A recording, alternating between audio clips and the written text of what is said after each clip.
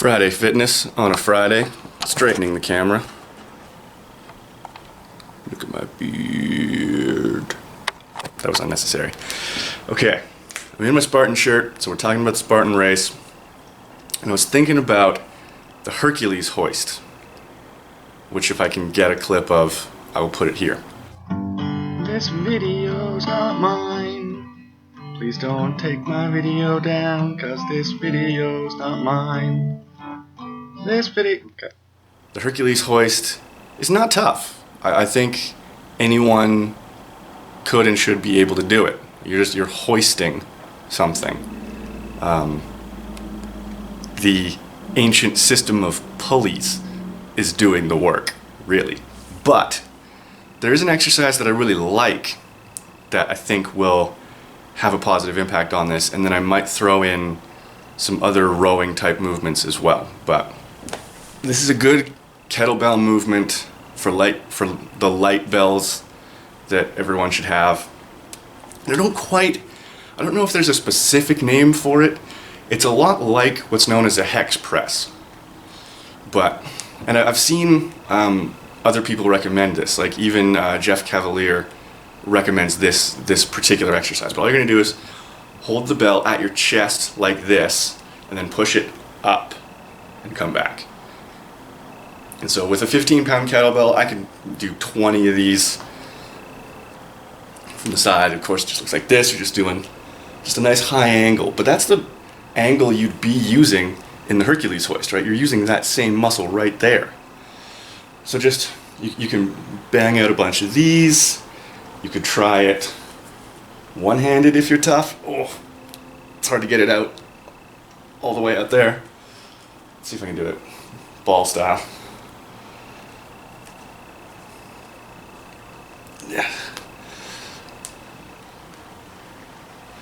Now what you're doing is essentially a row. And there's a lot of types of rows. I already mentioned upright rows in another video. A good way, if you have just a kettlebell, something that sort of works, is a plank row, which is also sometimes called a renegade row because they want it to be way cooler. And trying to film this will be a nightmare. Let's get into it.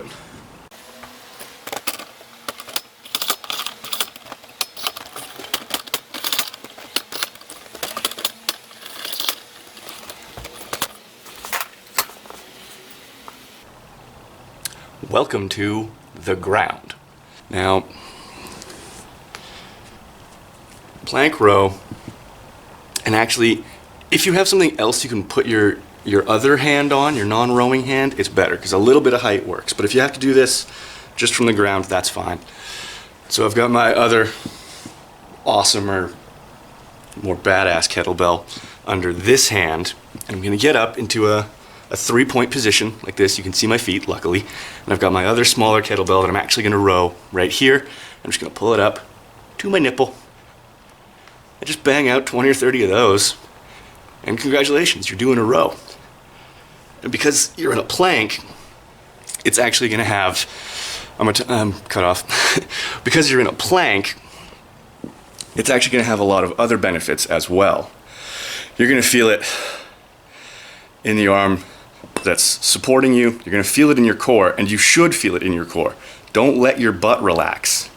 Stay in a tight, high, 3-point plank and rep out those rows. It's first thing in the morning. I'm doing this with no warm-up of any kind. And so if you wanted just a quick workout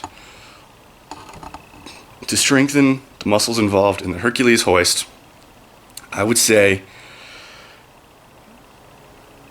superset those two things.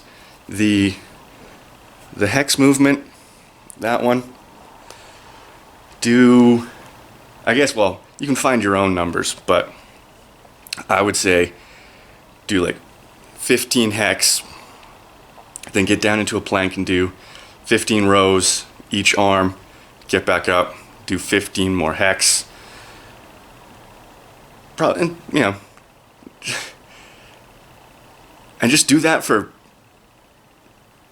8 minutes.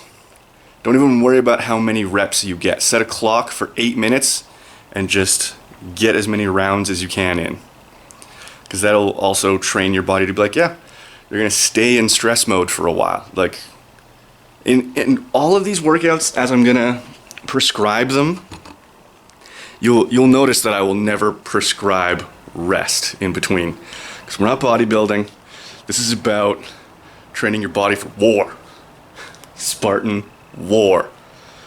So you need to superset things, jump from exercise to exercise, back to back. Stay in stress mode. Teach your body to adapt to that. Okay, because this is about adaptation. And yeah, that's my thoughts on the Hercules Hoist. Happy Friday, stay fit.